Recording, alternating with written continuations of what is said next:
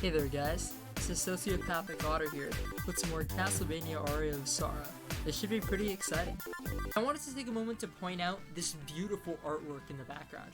I've played Aria of Sorrow maybe 3 or 4 times prior to this LP, but I was so busy playing through the game, getting the best souls, and rocking out the Climb Salish, that I never actually realized how pretty the art is. You see the moon shining brightly, you see the little bats kind of flying around, the tops of the trees, the castle itself.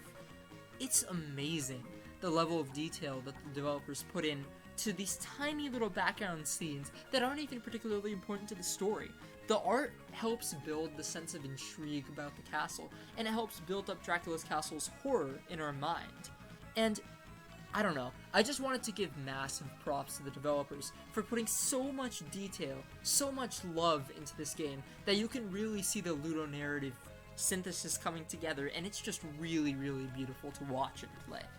We're actually supposed to go back to the floating gardens. Alright, I'm gonna keep trying that on, because quite frankly, it would drive me batty if I had to keep re-equipping it.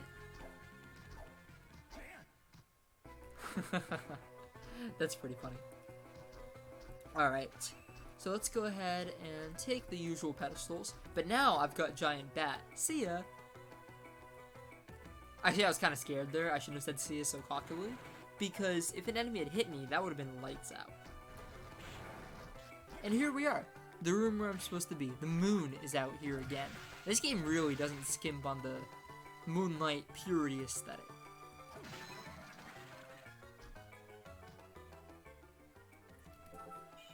Alright, and we're at the save point. So now, coming up, is what may be the best boss fight in any action RPG I've ever played. No, not the Kicker Skeleton. Oh, that would be pretty funny. This is. Let's give it a run.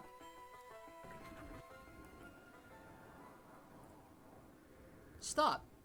So this is the guy we've met multiple times in our travels, but I skipped it because the cutscenes were boring. This is going to be interesting, though. So you're the one. I didn't want to believe it was true. Is Julius like a Beatles fan or something? Like, he saw me trying to stop Yoko Ono from breaking up the band, and he's like, nah, John and Yoko need to be together. Paul McCartney be damned. And someone's like, nah, I'm a Beatle head, I swear. And then Julius is like, nah, I'm a Led Zeppelin guy myself. First of all, this music is so good. Second of all, Julius is actually resisting holy weapons, which I'm using. So I'm going to have to figure out something else to use. This Muramasa looks okay. So you can see just how scary Julius is. Every one hit is 157 damage. I really respect Jay as a character. He's got these crazy moves. He's got the exact same toolset you would expect of somebody who is a traditional vampire hunter in the mold of more traditional Castlevania games. And he is awesome. His theme is awesome. The background is awesome. His lines are even awesome.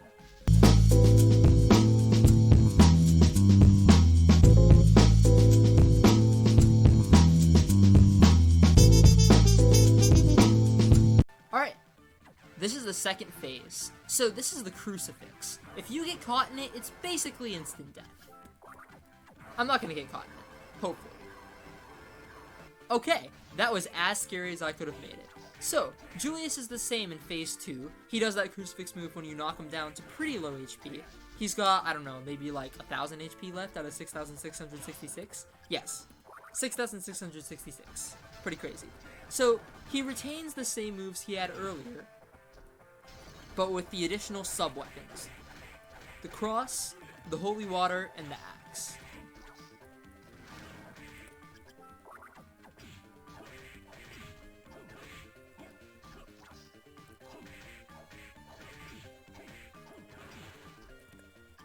Whoa, I'm almost dead.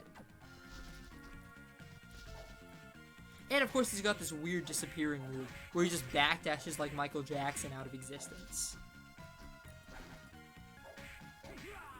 And that's that.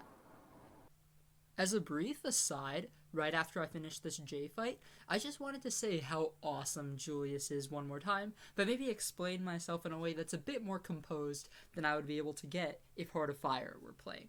So, Julius's boss fight, obviously, is one of the most exciting, scintillating sessions of gameplay I've ever had.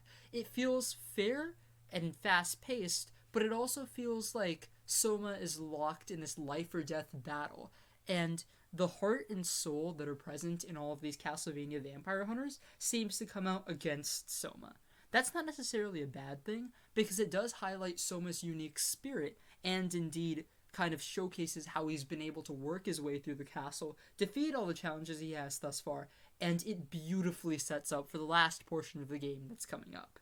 So, in more ways than just the gameplay piece of it, I think this boss fight as an event is wonderful in terms of its ludonarrative conclusion, and indeed in terms of the way that it manages to make the player feel determined and satisfied going into the climactic portion of the game.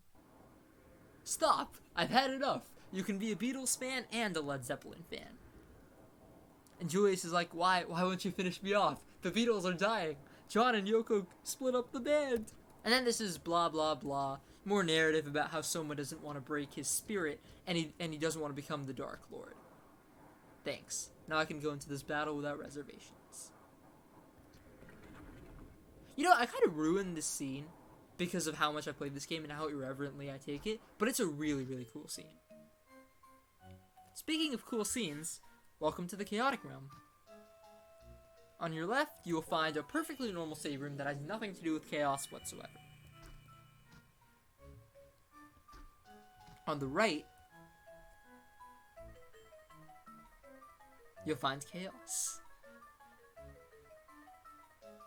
This scene always leaves me kind of without breath for a little bit. It's just so pretty. You can see the galaxy spinning around so beautifully, and this black and white ambiance just shows you the origin of the universe, and how pretty it is, and how chaotic it is, and how we mean basically nothing in the grand scheme of things.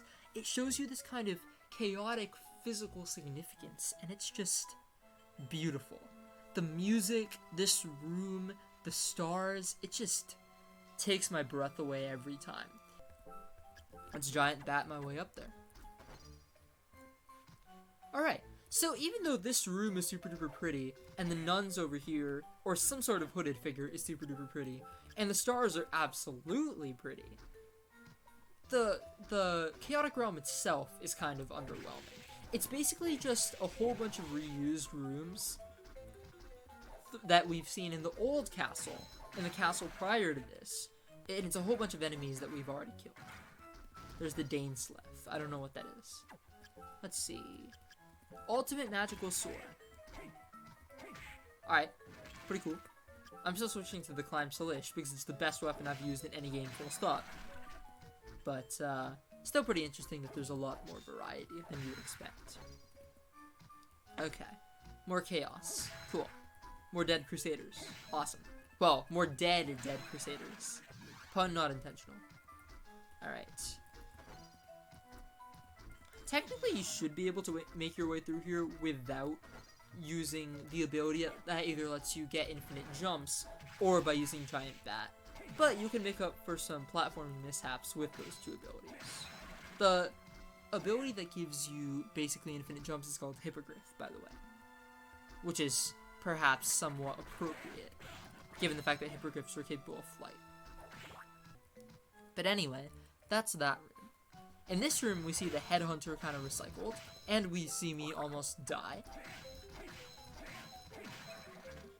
And use the L-cancel technique beautifully to make sure that giant skeleton didn't hit me. Over here is typically the Death Room, the other castle, but now it's just another Chaos room. And this enemy seems pretty cool when you see its overall sprite, but when you see it's basically just a sword, you think, nah, that's not that cool. Its death animation is cool, though. I'll see if I can show that off. Just kidding. It was off screen. Okay. This is basically just moving through the castle that we've already seen.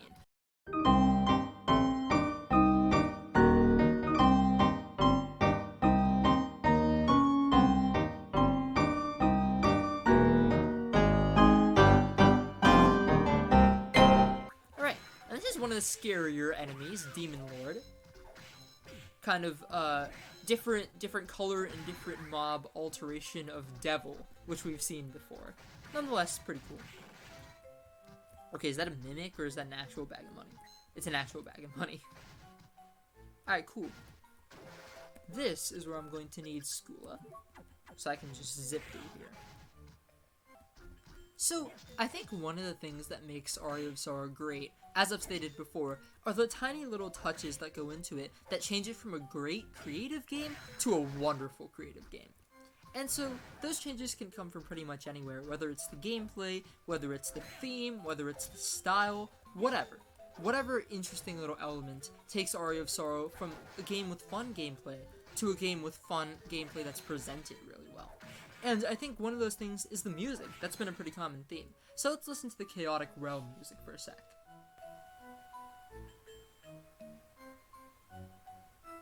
Okay, it goes pretty much like that, again and again. But the Chaotic Realm has this sort of haunting, sad tone to it. And again, I don't know very much about music. My idea when I see a piano is, oh, click the white keys, and don't press the black keys. But when I see this, oh, a soul, interesting, but I'm gonna have to kill this final guard for it.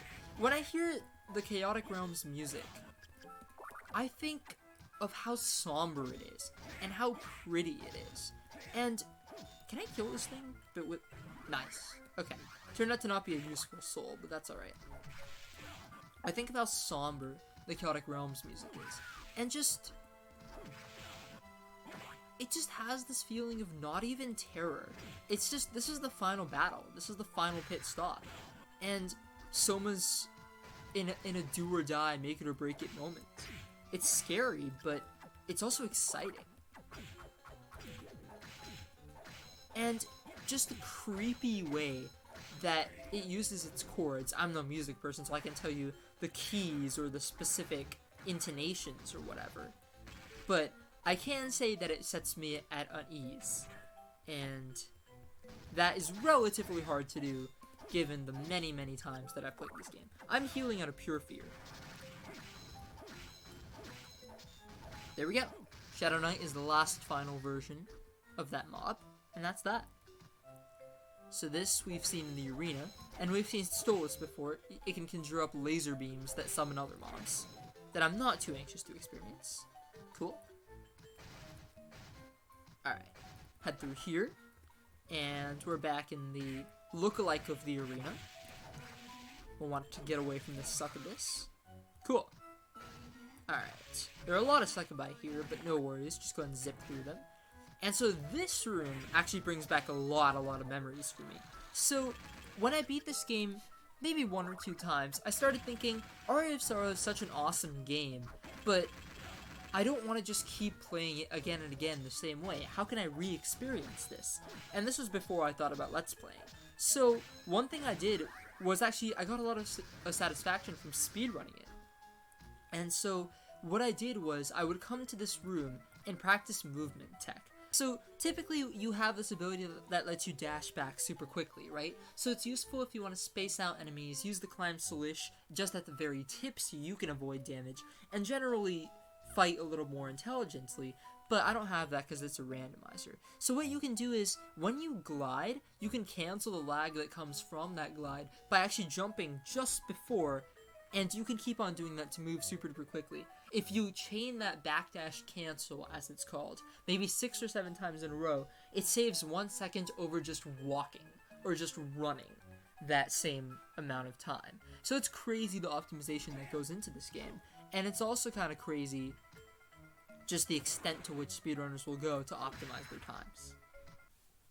The only thing that's crazier than the lengths speedrunners will go to actually improve their times is the lengths that I will go to segue into the ending of the episode and actually make it seem somewhat smooth rather than making it seem jarred and disjointed. So that's pretty much it for this episode with that very smooth segue. We made our way through the Floating Gardens, met Julius, which is the best boss fight of all time, and we made our way through the Chaotic Realm, which gives Symphony of the Night a run for its money in terms of castle design and poor innovation at the end of what is a very and unusually creative and well-executed game. So I think this is a pretty great place to stop for this part. If you liked the video, maybe consider liking, sharing, commenting, subscribing, all that good stuff. You didn't like the video, that's cool too. Shoot me some feedback in the comments. Other than that, I think we're pretty good for the penultimate part of the series. That's it. Peace.